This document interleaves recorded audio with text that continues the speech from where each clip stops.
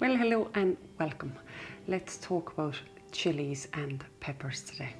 Now we're in the kitchen because we're getting one Atlantic storm after another, so there is no chance of going outside and not even into the greenhouse because it's so noisy inside there with that wind and gusts howling all around you.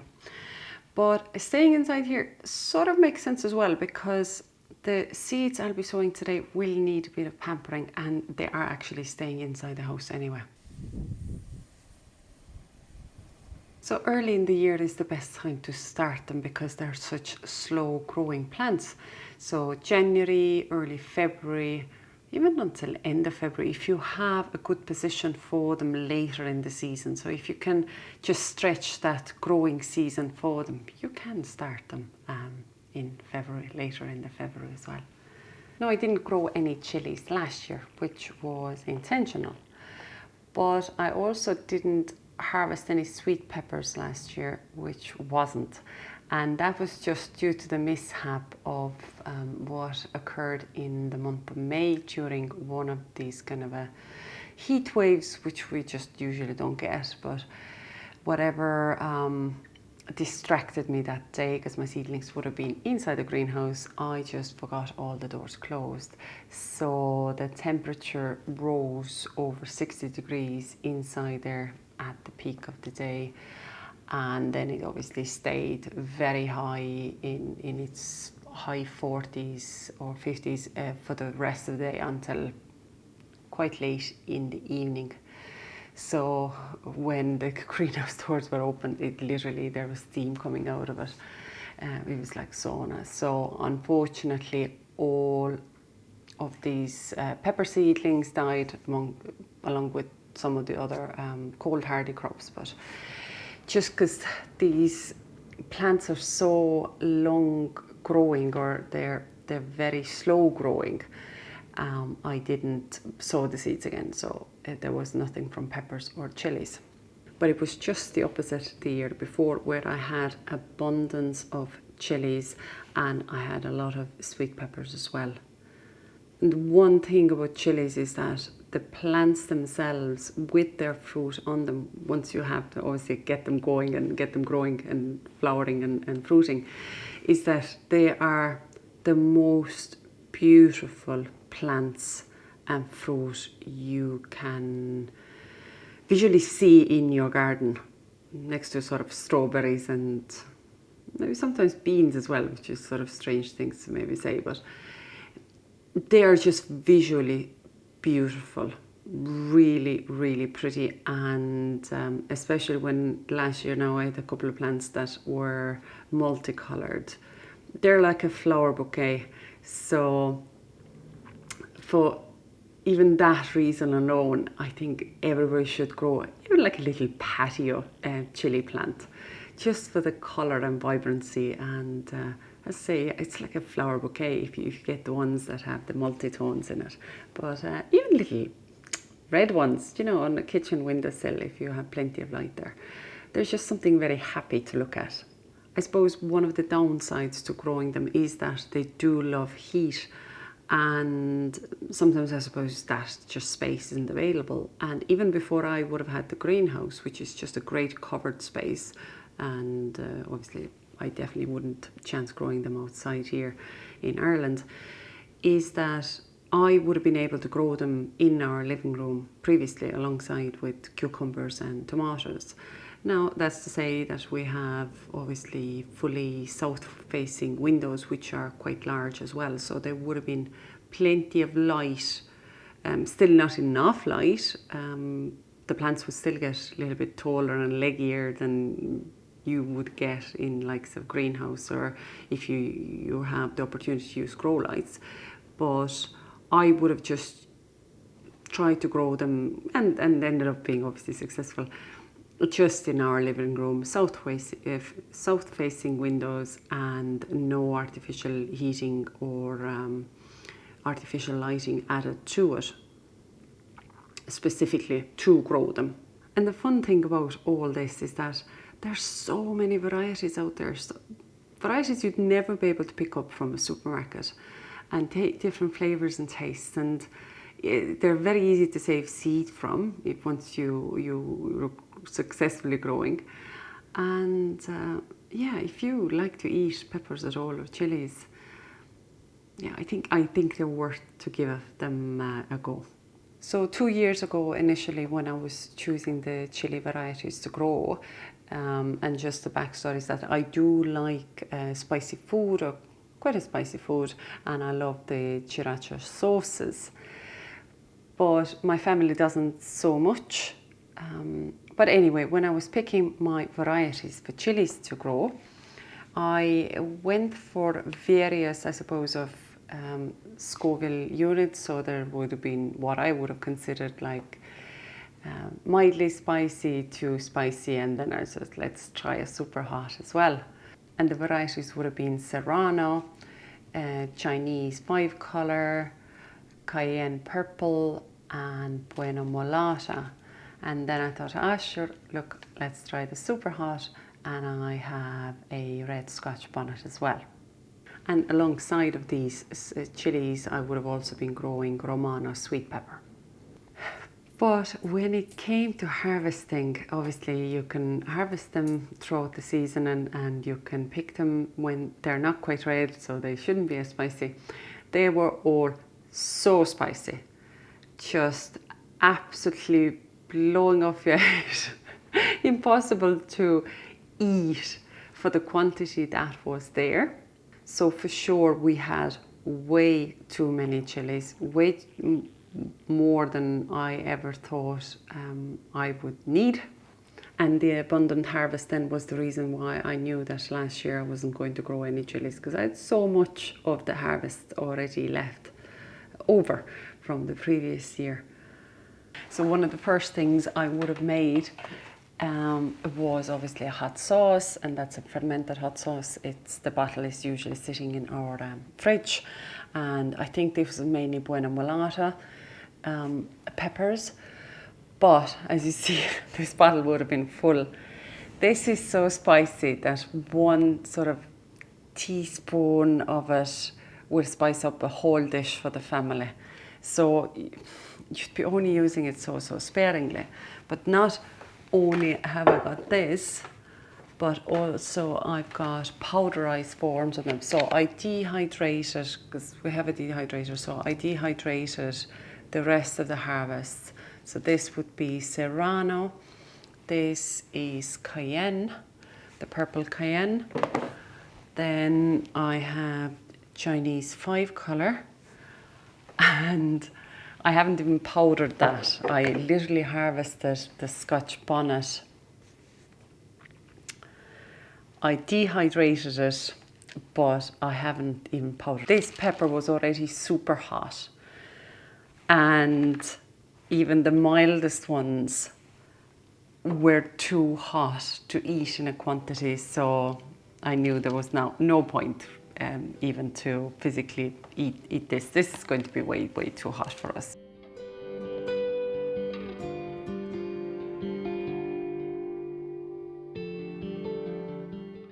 And when it came to choosing varieties for this year, because I do still want to definitely grow sweet peppers, but knowing that you might end up with a massive abundance of harvests if you are successful growing them, is that this year I'm going all mild chilies and sweet peppers, because obviously I still have plenty of these spicy ones left.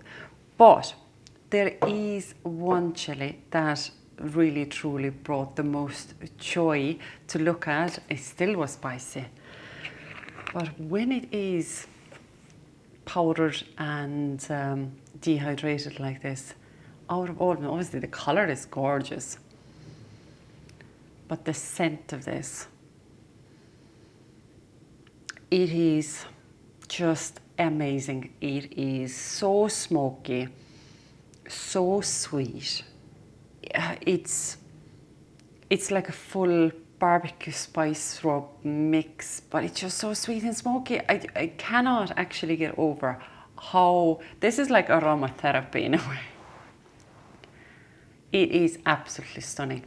So even though it was too spicy to eat, and obviously I still had plenty there, the beauty of it, and then the potential of how it gets my mouth watering even smelling it. It's the strange, just wouldn't think this is a chili pepper. You genuinely would think this is a mix of smoky, most delicious barbecue spices. It's just stunning. So this was going to be one of the peppers to trial out again this year.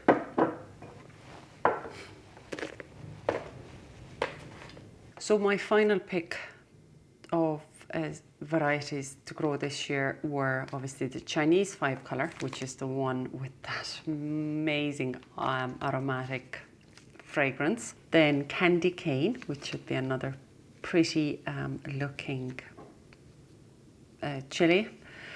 Then piquillo, tiny little peppers.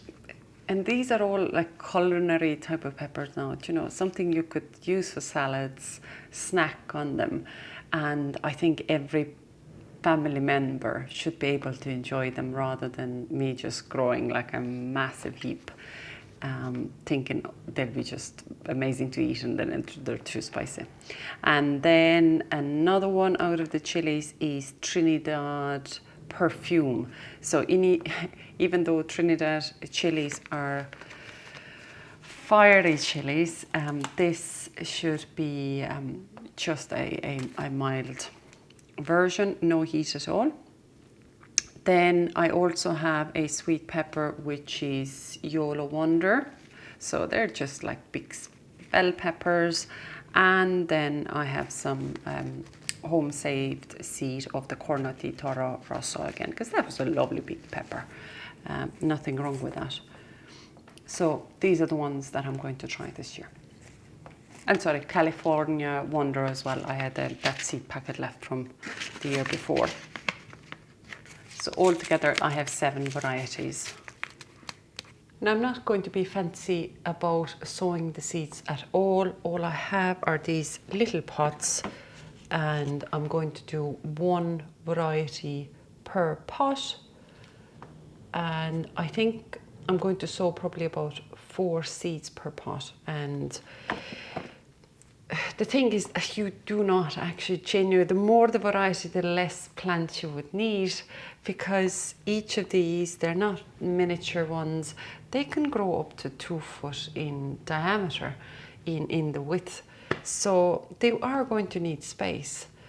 But knowing myself that I'm terrible of not being able to throw away seedlings if they've succeeded, I have to limit the amount what I'm going to sow. And then the soil mix I'm using, or the compost I'm using, is just a standard multi-purpose compost. I've sieved it. I always love to sieve my compost just to remove any kind of big particles. And then I've added vermiculite, and I think in here it's about 1/3 of it. But it's just down to the texture of the initial compost. And the vermiculite is just there to provide good airflow for the roots of the seedlings once they start to grow. And I'm just going to pop the seeds on the surface of the compost itself, make sure they're in touch with it. I'm not going to pre-soak them or anything. I'm just going to use them dry out of the packet as they are. And then obviously I'm going to sprinkle a bit more vermiculite on top of it, which you wouldn't need to do. It could be just plain compost as well. And then just cover it up with something that would keep the moisture in, so polythene or these covers for sow trays, and into warm position. Now I'll just make sure all the seeds have proper contact with the soil, and I definitely sowed 4, I think even a couple of them went as 5 seeds into the pot. And look, just have my fingers crossed that they do succeed. And covered it with the light layer of that vermiculite again.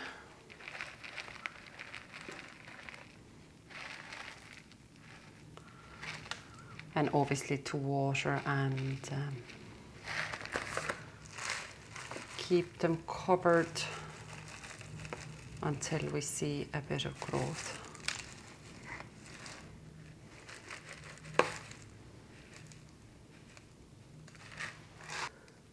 And once I've done all that, I'd put them on the sitting room floor in front of the south facing window, because this is where we also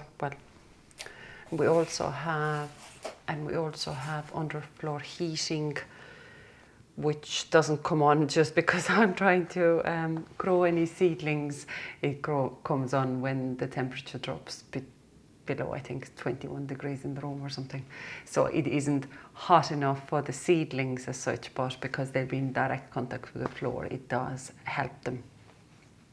And that's how I've been growing them. I really haven't had any special heat mats or anything. It's possible.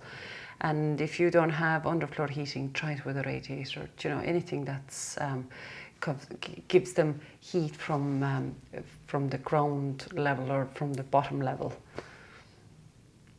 So this is obviously just the way I've made it work for myself, and I'm not going to say this is going to work for me every time, but this is just how I grow at home, you know, for us, for our family. And this is how I've come across any kind of these little nuances that pepper seedlings or chili seedlings need for their growing environment. But some of really good technical explanations and this kind of nitty-gritty detailed tips from experts. There's a couple of other channels, YouTube channels, that I would really enthusiastically follow. Would be Chilli Chump, obviously from UK, Pepper Geek from United States, and then another channel from Canada. They're very popular on Instagram as well, but also have an amazing channel on YouTube, is Planted in the Garden, and you could just see the passion for chilies and peppers is in them. They're not specifically for peppers and chilies as a channel, but there's a lot of videos about the chilies and peppers, and yeah, just the passion between all those three channels is so strong. Plus then JB from UK, the same thing, and much more obviously from his side as a vlog, but I think it's so good to see small 6x4 greenhouse and jam-packed with chili plants, and same thing, you know, growing for yourself in sort of all different varieties and testing them out. It's so fun to follow along and just see how people just make growing vegetables really fun and interesting to watch. Yeah, so these 4 channels would be my favorites now for anything to do with chilies and peppers. So let's hope that my seeds will germinate and the seedlings will grow. And yeah, thank you so much for following me along, and I appreciate you joining me today. And otherwise, yeah, let's keep our fingers crossed that this will work. And we'll see you next time.